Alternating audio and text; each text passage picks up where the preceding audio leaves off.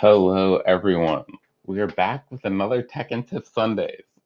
The main show is somewhat slacking or lacking, uh, partially because it takes a long time to make, but partially because Tekken Tips Sundays just seems like kind of what's been coming to my mind lately. So let me know what you think, or if you would rather more main shows, or if you like Tekken Tips Sundays. But Tekken Tips Sundays, we're back. Today's tip is a crazy one. It's crazy. And it's crazy because the tip is you should practice doing unsafe moves. So when you're in practice mode, you should sometimes practice doing unsafe moves. Now, let me provide some context for this.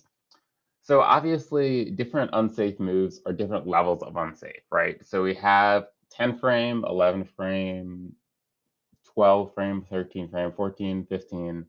And above 15, it's more or less the same. Although when it comes to lows, obviously you might get to like stagger lows, which are going to eat like delayed hop kicks, which is a pretty big difference between a standard 15, 16 frame while standing launcher. But so okay, let's just say um, you know your opponent's punishing options, right? That's a really important thing, and maybe not the most important thing, but like definitely a very important thing for knowing a matchup is knowing what punishers your opponent has. So for example, if I'm playing against Marduk and I'm playing as, let's see, anybody, anyone with a generic down four, right? So lots of characters have a generic down four, so hopefully this applies to your character as well. But if I do a generic down four and I'm minus 12, Marduk's up forward 1-2, or is it 2-1? 1-2, I think, is gonna do a chunk. That's gonna do a chunk and leave me close to him in a position for maybe a throw mix up. Maybe he'll just go straight into a tackle, or pretty much it'll leave me in a bad position, right? A very similar thing with like Leo while standing 4-1+2. And so you know that down four, while good, and while 12 frames should be relatively safe, there are certain characters that are going to punish it harder than others, right? So let's say you know that, right? So in certain matchups, you can get away with certain moves more than others, right? The classic example, right? Heihachi, forward, forward two versus Noctis is not a thing because Noctis is down forward two, will always launch it no matter where. Tip range really doesn't matter. Okay, so you have that going. So the title of this video is When Launch Punishable Moves Become minus 12. And so what that means is in different situations, positionally, on a walled stage, your launch punishable move will become relatively safe. And so how does this work? One, so we're not talking about infinite stages, right? Infinite stages, launch punishable means launch punishable, knockdown punishable 12 frames means it's knockdown punishable at 12 frames, right? Again, depending on who you're playing. But you'll hear sidewall saves lives a lot, and it will often be referred to in drop combos. But it can also save your life with a punishment, right? So if you do a minus 15 frame move against certain characters, and depending on your position relative to the wall, the most that they are going to get is about a 12 framey, 13 framey, like 35, 40 damage in that range. And the reason that is because you can position yourself so that the sidewall will stop them from getting a full combo. Now, note, of course, if they are super duper ready for the situation, they might adjust their punishment and not do a launch punish, but do maybe like a far-reaching wall splat, or a sidewall splat into a combo. But there really are situations where you know that they're probably going to go to a launcher just because you're not exactly right up against the wall. And you know that they're going to get at most 2 hits out of that combo. So a good example is if you're playing Brian and your left shoulder is against the wall, his right shoulder is against the wall, like in terms of direction.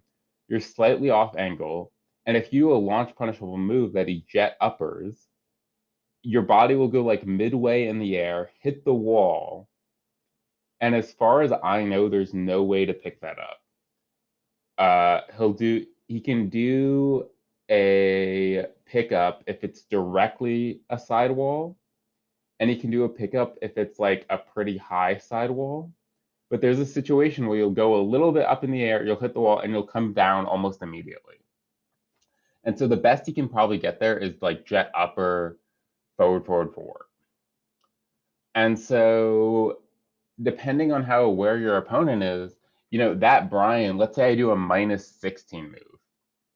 If that Brian's amazing, he'll do back 4 there into forward, forward 2 mock punch, maybe get a wall splat that way, and then convert. But a -15 move, that jet upper is basically going to get him 40 damage, which is not the same.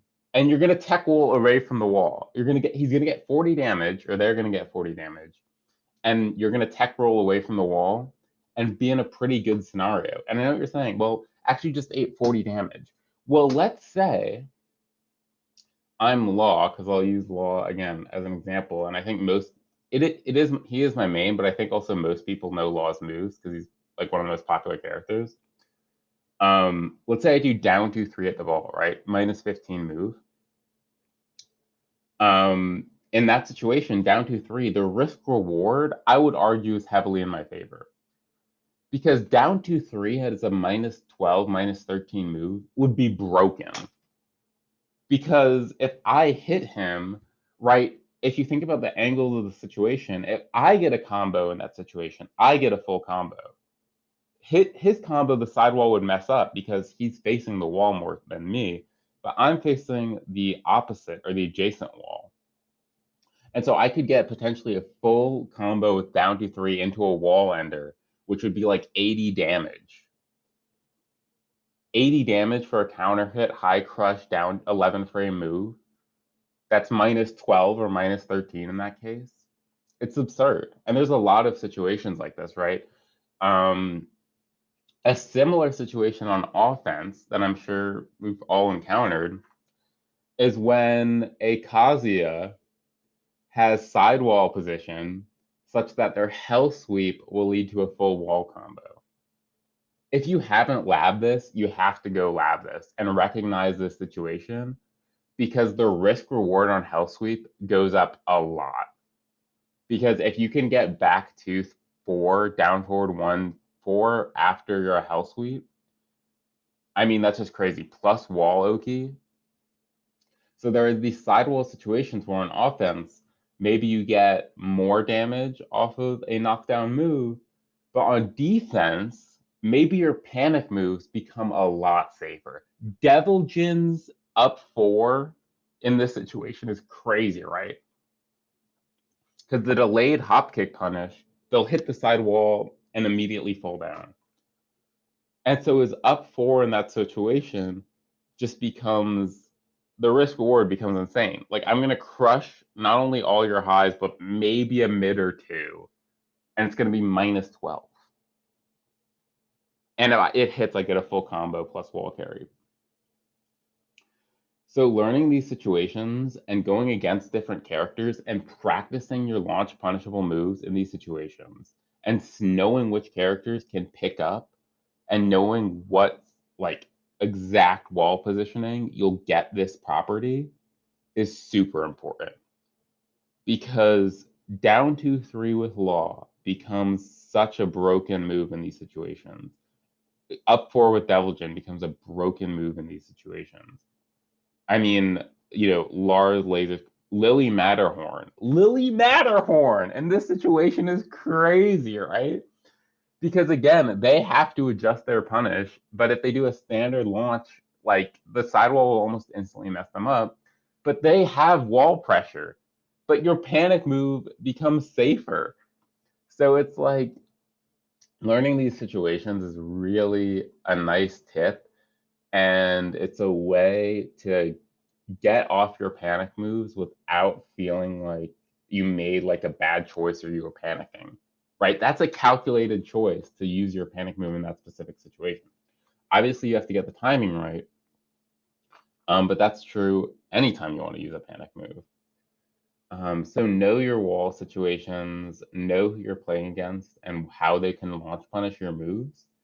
And if it turns out that they'll have to heavily, heavily adjust their punish in game, which you're probably not going to face unless you're playing either a really top player or someone who has been in the exact same situation a lot of times, then you're probably going to get off pretty good. And again, there are characters where really they won't get much. Like Brian, that situation minus 15, he's really not going to get much if you place it perfectly, which I think is doable in game because you should really always be focusing on where your wall positioning is and what you can get out of it both offensively and defensively. All right, that's it. Thanks for listening. Have a good day.